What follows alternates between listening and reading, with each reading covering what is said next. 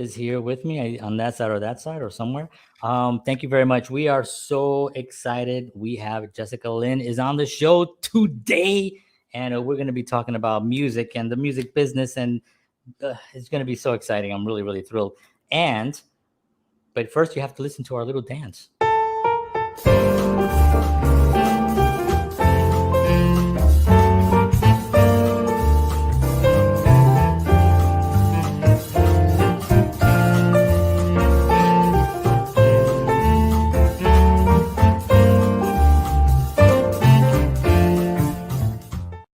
Ba-dum-bum-bum. Cool.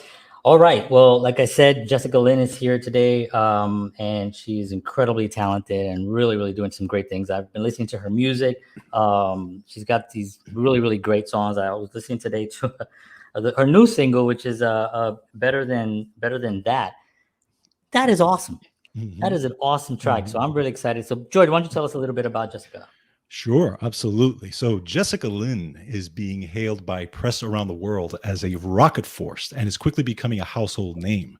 A unique force and voice in modern music, she has been seen by millions on the road and in her 3 full-length nationwide concert television specials.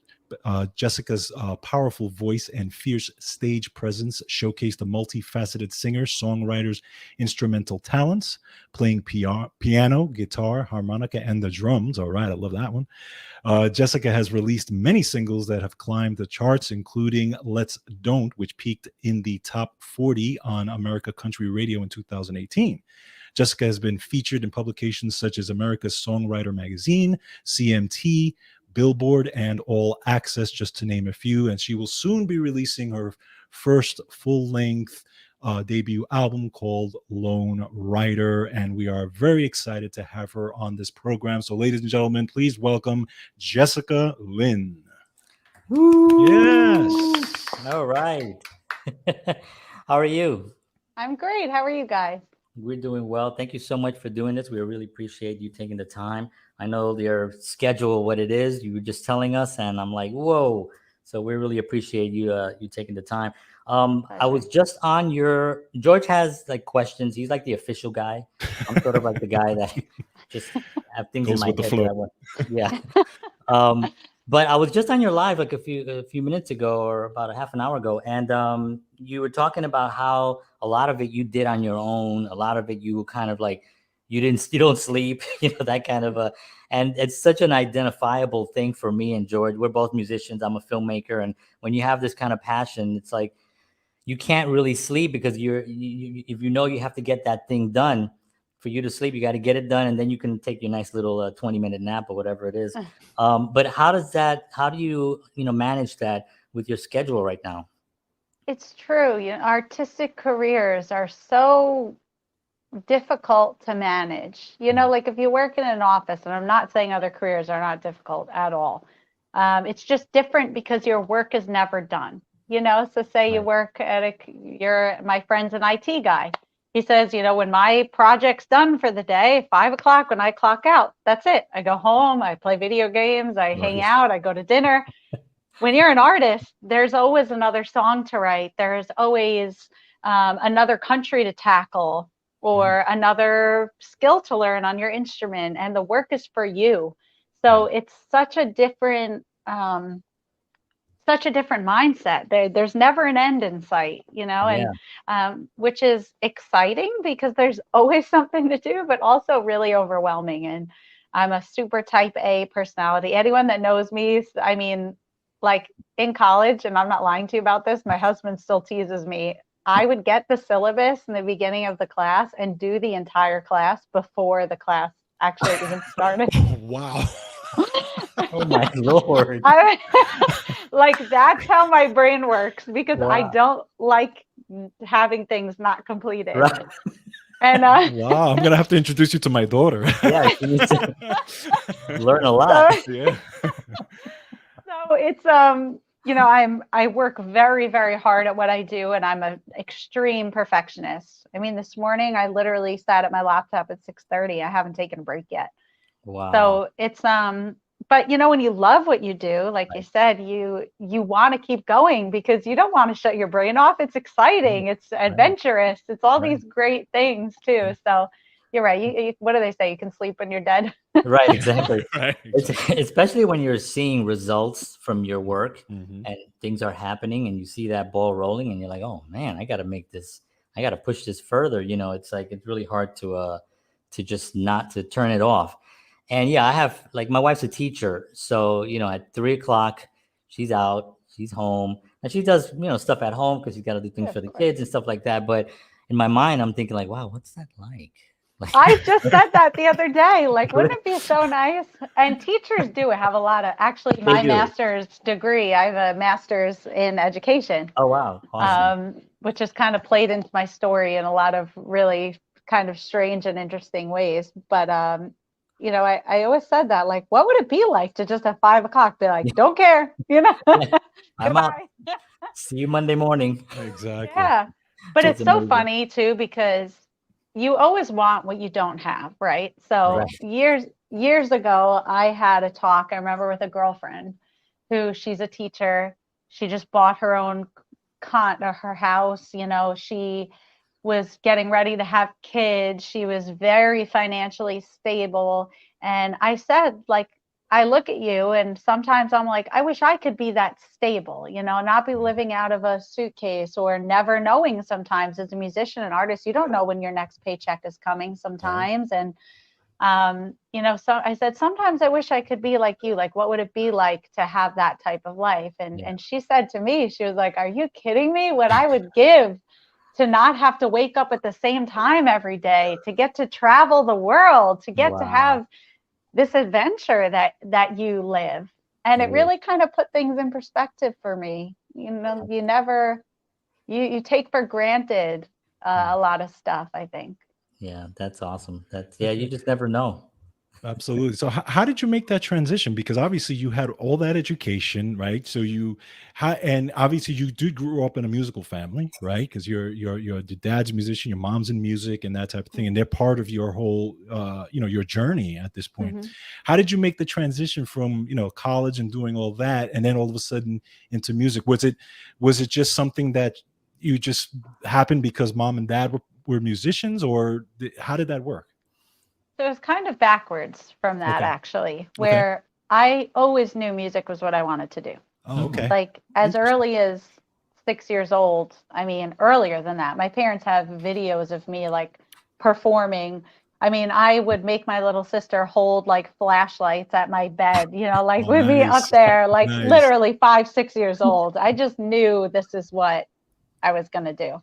Right. I had like the little, what is it, Tinker Tots or the piano. Oh, And I yeah. was like Yeah. 3 years old that I would sit and play all day. Mhm. It's just kind of in my veins, Yeah. Yeah. music. So when I was 13, I started my first band, and I worked those kids like to death. I mean, I was just thinking about you at 13. that might be why none of them are musicians anymore. They're like traumatized from my work ethic. But every day after the school bus, we would get off at the bass player's house, play. I would write all the music. We learned like a whole 2 sets of material. And I was like, this is it. I'm going to really push this band. And we actually were playing all over Manhattan, Wow. clubs like the Bitter End, Webster Hall. Yeah. We actually came in 4th place in an international battle of the bands against all adult groups. Nice. Wow. Nice. So we worked really hard and we came very close to a record deal. And Wow. unfortunately, that was when I was 16.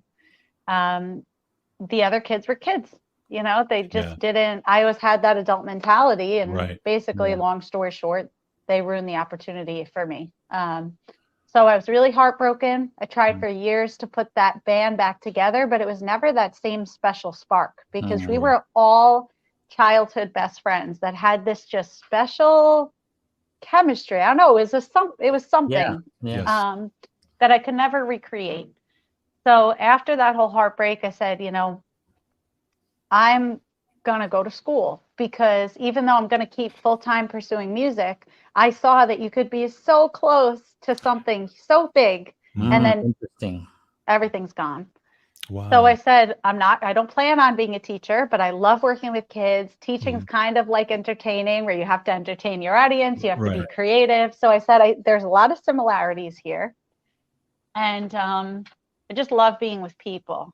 And so I went to school for that, but was still full-time pursuing a music career. And at that time too, I decided I was going to be a solo artist, because I said, if anyone's ever going to ruin this for me, I want it to be me only. Right. I want to have no regrets. Right. Yeah. And so while I was studying, I was writing so much music. We actually filmed my first television special that wound up kicking off my whole career while I was student teaching. So I was up at like 4:30 in the morning and in the teaching all day, going to classes all after that, and then being in the studio till like 1 a.m. just trying to make all of this a reality. I'll never forget my last day of college, like when I graduated. I had this big like poster board we had to like present, and I was just so tired and so ready to be done. I remember I ran out of the building and I threw it in the dumpster. Oh my God. Yeah, you were really done. I was, but it taught me so much. My master's is in special education and my bachelor's is in math. So I'm certified to teach 5th or 12th grade math or special ed. And working with kids with special needs has honestly been one of like the greatest joys of my life. They taught me so much about never judge a book by its cover, and you know, just wanting to be wanted, and you know, how much pressure we put on ourselves to be perfect or like everybody else. And I feel like sometimes I would look back, be like, oh man, you know, if I didn't go to school, I would have had so much more time to make my dreams a reality earlier. Right. But I would not be the person, like the tolerant, kind, understanding person that I am today if I didn't experience all of that. So I'm so grateful how my journey kind of panned out. But that's how I wound up doing music. Discipline. Yeah, no, it's interesting because, and John, we were having a conversation yesterday with our guest yesterday about the path, right? And how long the path sometimes takes.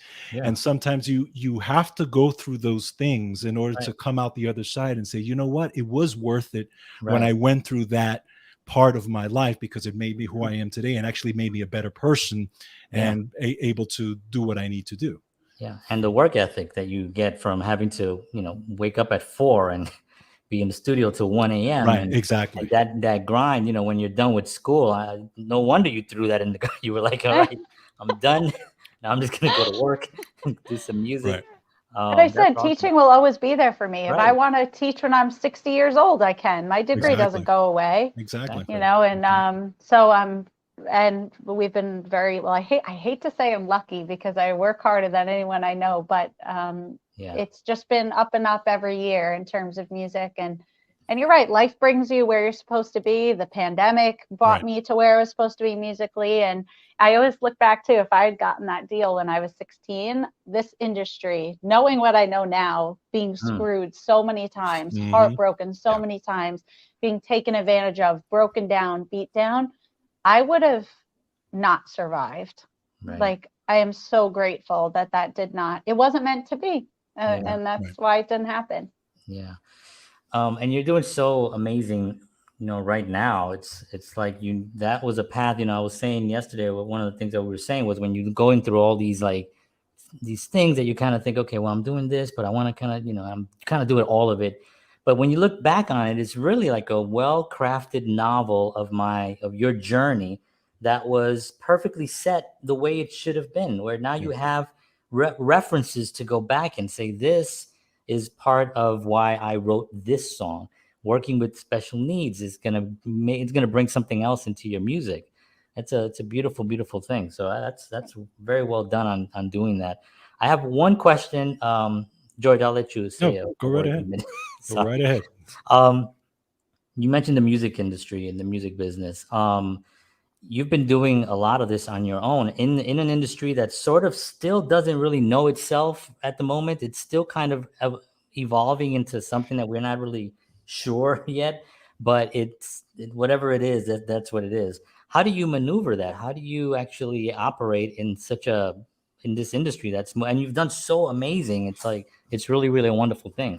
Thanks. It's been very challenging. I mean, there are so many days where I wake up and like beat my head against the wall, like, what do I do today? How do I move forward? How do I make this better?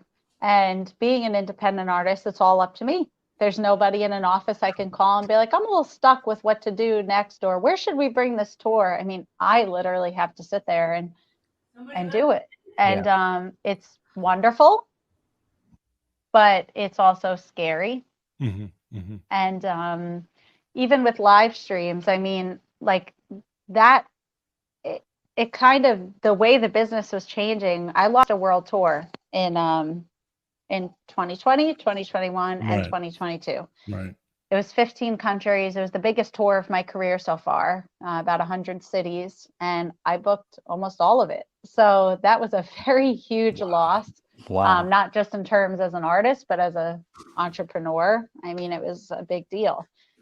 And we were playing massive shows too, like the Grand Prix of Germany and like some of the largest country festivals across the world, which we will be doing next year. So it's okay. But when that happened, I definitely cried and just felt really depressed for a while. And I didn't know what to do, because how do you move forward in a business that's just gone?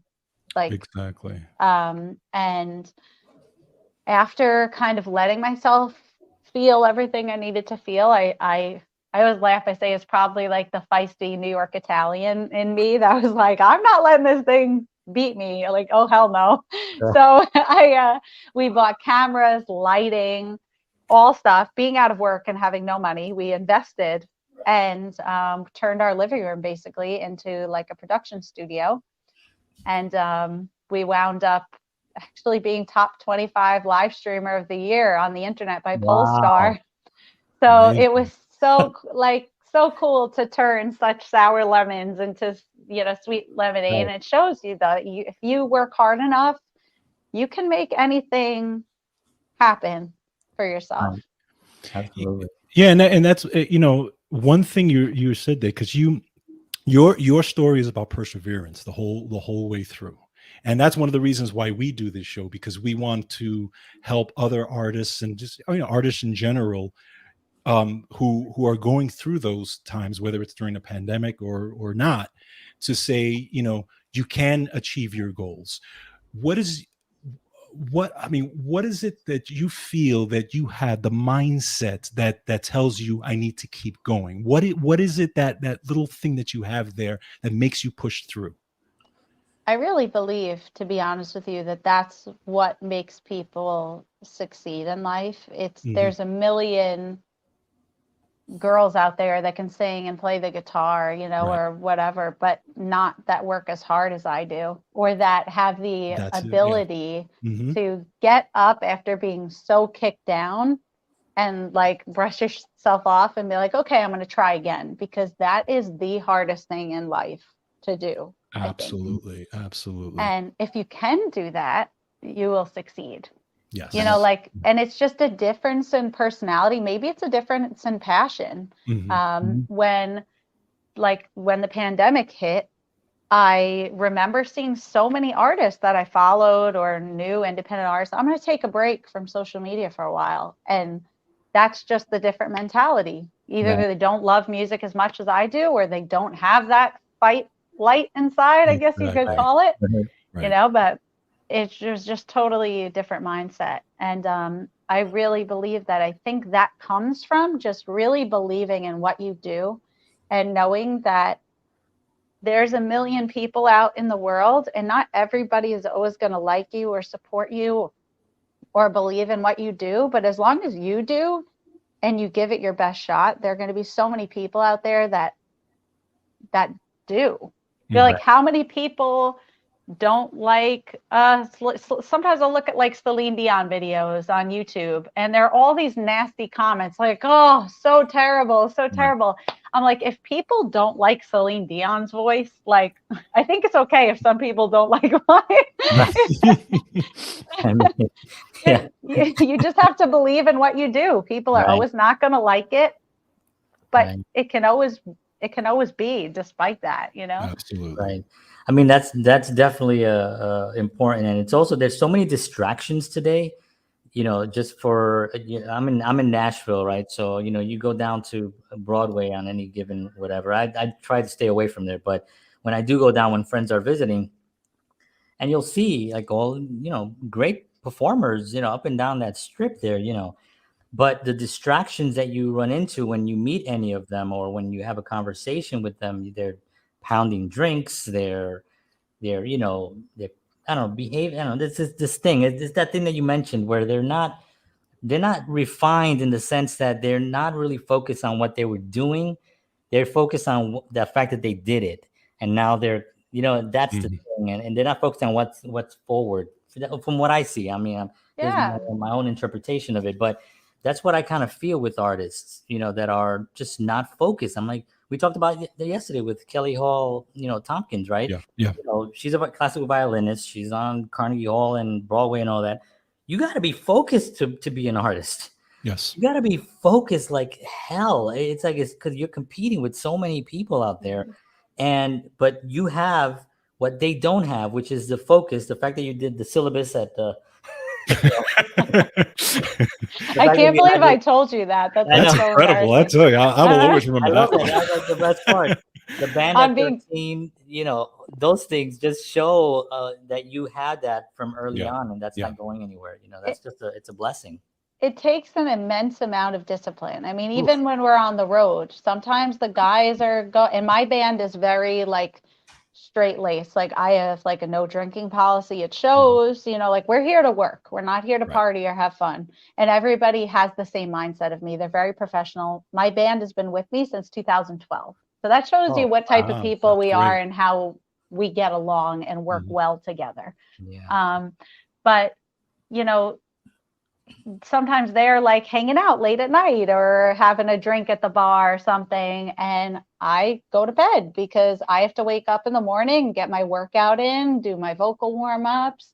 It's not a fun lifestyle some of the time because there's so much pressure. Like I have to make sure I get more sleep than everybody else. I have to make sure I'm not talking to people for so long at that bar because my voice is going to be tired in the morning.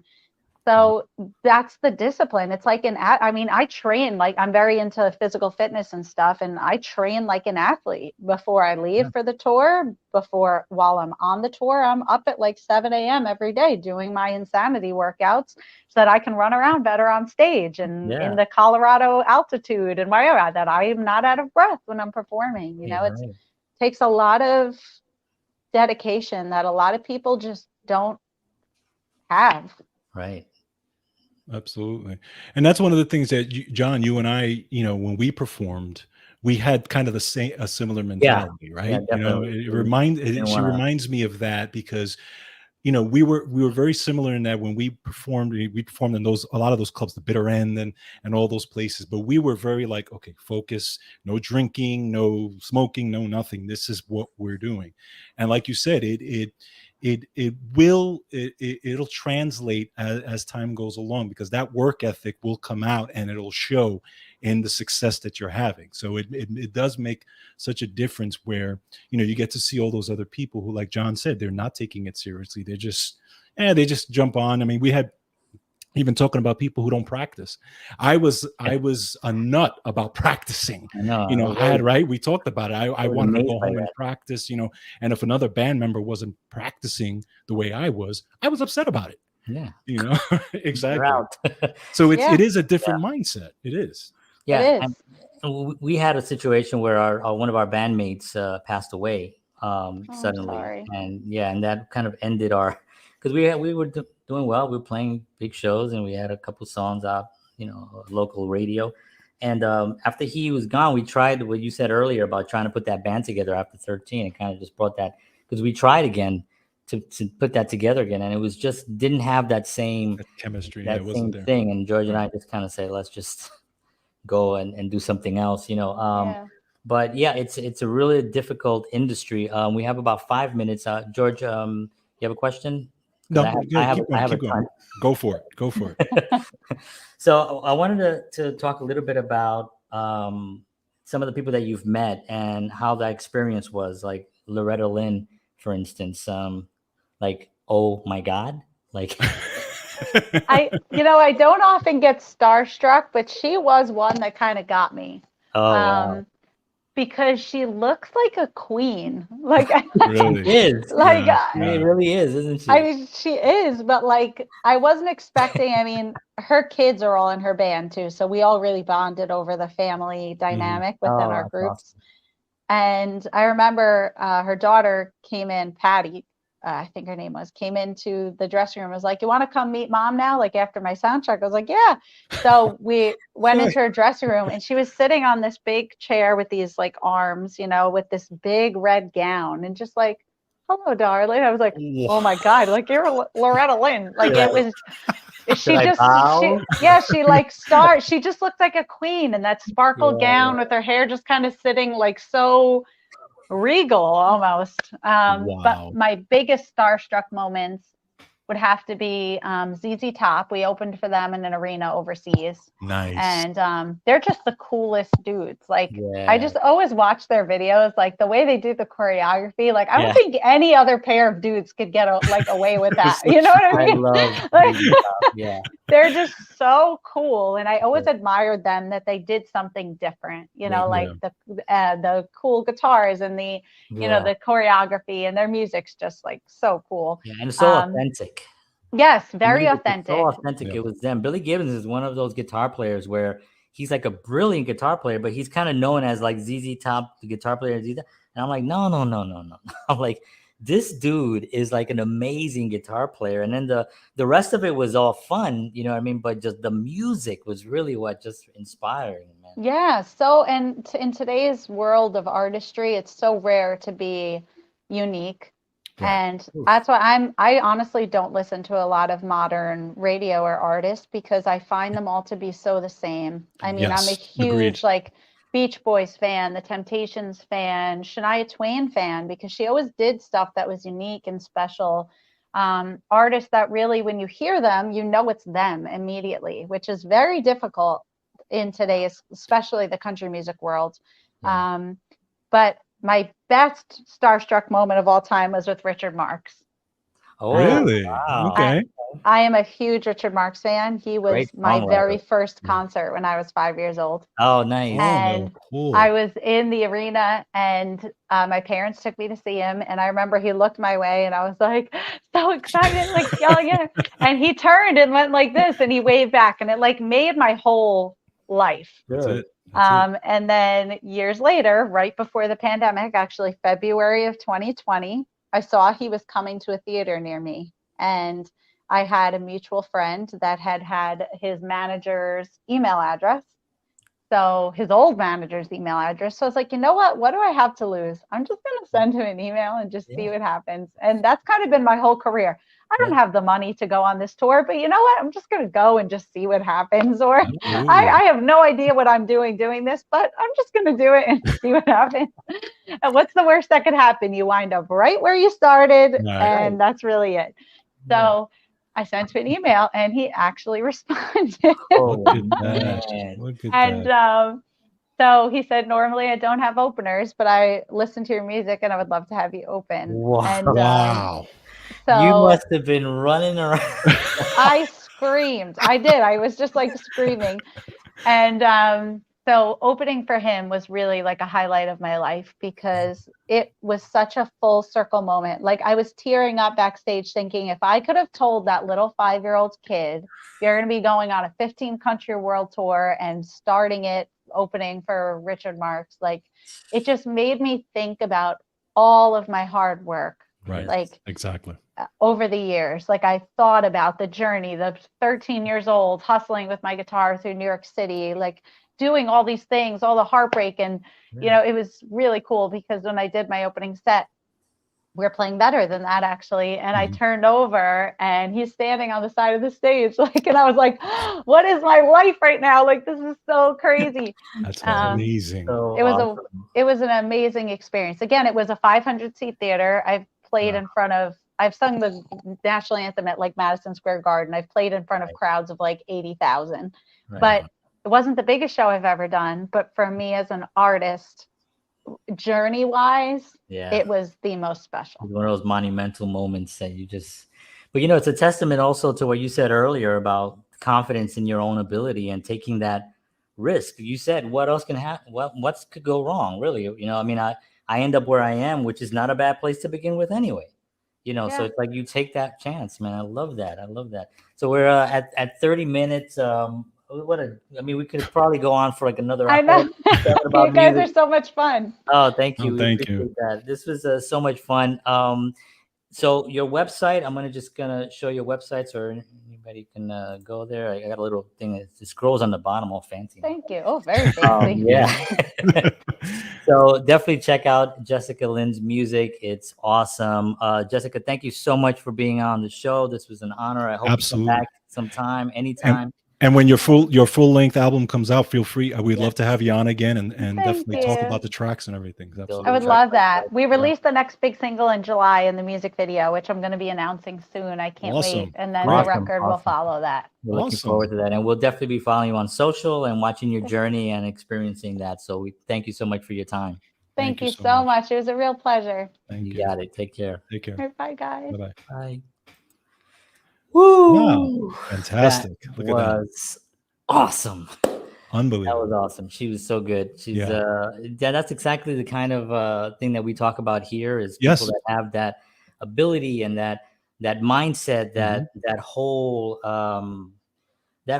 passion, but knowing that it's like it's innate, it's in you, it's like there are people that want that, but they don't realize that it's not out there, it's in here. Yes, exactly. I mean, it's in here. When you find it in here, then you can pursue, Wonderful. So, all right. Well, thank you, everybody. There's another wonderful interview. Jessica Lynn Music. Check her out. The website down there, jessicalynmusic.org. And check out some of her music. We'll see you all again next time. Take care of yourselves. And as always,